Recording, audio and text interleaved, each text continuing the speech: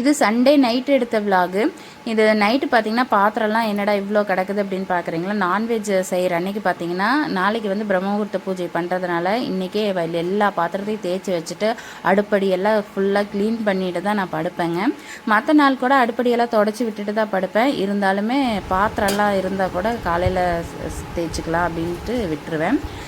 நம்ம தான் வந்து பூஜை பண்ணுறதுனால நான்வெஜ் சாப்பிடாம இருப்போம். அதனால் பிள்ளைங்க எல்லாருக்குமே வந்து சாப்பிட வேண்டாம் அப்படின்னு சொல்லி நம்ம கண்ட்ரோல் பண்ண முடியாது. ஏன்னா 48 நாட்கள்ங்கிறது ரொம்ப லென்த்தாக போகும் இல்லைங்களா. அதனால் ஓகே, இப்போ வந்து இந்த அரிசி மாவு நானே ரெடி பண்ணி வச்சுருக்கேங்க. இன்ஸ்டண்ட்டாக எடுத்து அரைச்சிக்கிற மாதிரி எடுத்து, அதாவது தண்ணியில் போட்டு கலக்கி உடனே கோலம் போட்டுக்கலாம். இந்த அரிசி மாவு கோலம் போடுறதுக்கு கொஞ்சம் எனக்கு வரவே வராது. ஆனால் இருந்தாலும் அப்படியே போட போட ப்ராக்டிஸ் ஆயிரும்னு நினைக்கிறேன். இது 25வது நாள் பூஜைங்க. நல்லா திருப்தியாகவே பண்ணினேன். நம்மக்கிட்ட என்ன இருக்கோ நெய்வேத்தியம் மட்டும் மறக்காமல் வைங்க.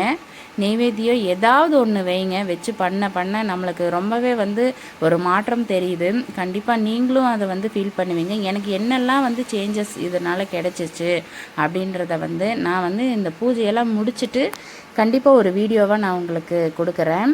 கண்டிப்பாக எனக்கு ப்ளஸ்ஸும் இருக்குது மைனஸும் இருக்குது. மைனஸ் என்னெல்லாம் இருந்துச்சு அப்படிங்கிறது மேக்ஸிமம் வீடியோவில் நான் ஷேர் பண்ணியிருப்பேன். ஆனால் ப்ளஸ் பாயிண்ட் நல்லது வந்து நிறைய நடந்துச்சு. அதையுமே நான் சொல்லணும் இல்லைங்களா. கண்டிப்பாக வந்து ஃபுல்லாக எல்லாமே கம்ப்ளீட்டாக பூஜை முடிச்சுட்டு நான் அதுக்கு ஒரு வீடியோ நான் பண்ணுறேன். இவ்வளோ தூரம் பூஜை பண்ணுற வரைக்குமே ரொம்ப வந்து அப்படியே விளையாட்டாக பண்ண மாதிரி இருந்துச்சு. ஆனால் 20 நாளைக்கு மேலே தாங்க ரொம்ப சீரியஸாக இந்த பூஜையில் இன்வால்வ் ஆனேன். நம்ம என்ன வேண்டுதல் வச்சோம் அப்படிங்கிற அந்த ஞாபகமே போயிருச்சு. பூஜை நல்லபடியாக பூஜை பண்ணணும், நல்ல திருப்தியாக எல்லாம் பண்ணணும் அப்படிங்கிற மைண்ட் செட் மட்டும்தான் இருந்துச்சு. நெய்வேத்தியம் வந்து ஏதாவது ஒன்று வைக்கிறதுக்கு மட்டும் மறந்துடாதீங்க. நீங்கள் எந்த பூஜை பண்ணாலும் ரொம்பவே நல்லது. தண்ணி, நெய்வேத்தியம் இது மட்டும் வந்து ஏதாவது ஒன்று வைங்க. சிம்பிளாக இருந்தாலும் கடவுள் ஏற்றுப்பார். கண்டிப்பாக ஏதாவது ஒன்று வச்சு பண்ண கண்டிப்பாக ஒரு மாற்றம் இருக்குது வீட்டில். அதை தான் நான் சொல்ல வரேன். ஓகே, இப்போ வந்துட்டு பூஜையெல்லாம் முடிச்சுட்டு அதுக்கப்புறம் நம்மளோட ரொட்டீன் ஒர்க்கை பார்க்க ஆரம்பிச்சிட்டேன். அதாவது நேரத்தில் எழுந்திரிச்சு இந்த பூஜை பண்ணுறது மைண்டுக்கு ரிலாக்ஸாக இருக்கிறது மட்டும் இல்லாமல் நிறைய நம்மளுக்கு டைமெல்லாம் சேவ் ஆகுது. அதனால் அதை பற்றி இன்னொரு வீடியோவில் நான் கண்டிப்பாக சொல்கிறேன். ஓகே, நல்ல திருப்திகரமாக இன்றைக்கி பூஜையை முடிச்சாச்சுங்க. அதுக்கப்புறம் அரிசி பருப்பு சாதம் செய்யலாம் அப்படின்னு பிளான் பண்ணியிருந்தேங்க. அப்புறம் தான் யோசித்தேன், அடிக்கடி அதே தான் செஞ்சிட்ருக்கோன்ட்டு சாம்பார் சாதம் பண்ணலாம் அப்படின்னு சொல்லிட்டு. குக்கரெல்லாம் பார்த்தாங்கன்னா எல்லா குக்கருமே வந்து ரிப்பேராக இருந்துச்சு, விசில் வராத அளவுக்கு இருந்துச்சு. இது யாராவது கெஸ்ட்டு வந்தால் யூஸ் பண்ணுறதுக்கு பெரிய குக்கராக வச்சுருப்போம் இல்லைங்களா, அதில் தான் செஞ்சிட்ருக்கேன்.